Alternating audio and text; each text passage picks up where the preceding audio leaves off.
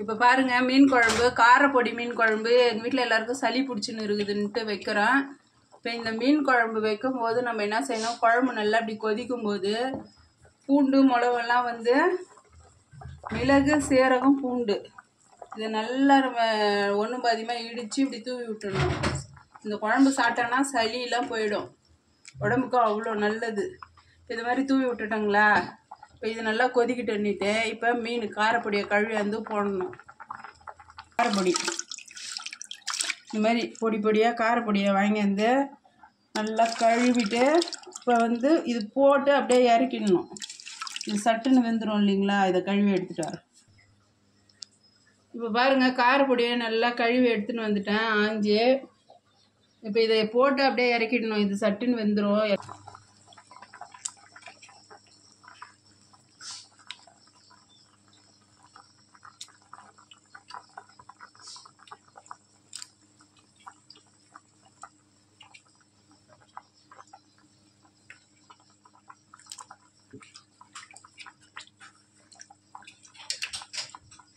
இப்போ பாருங்க போட்டுட்டேன்.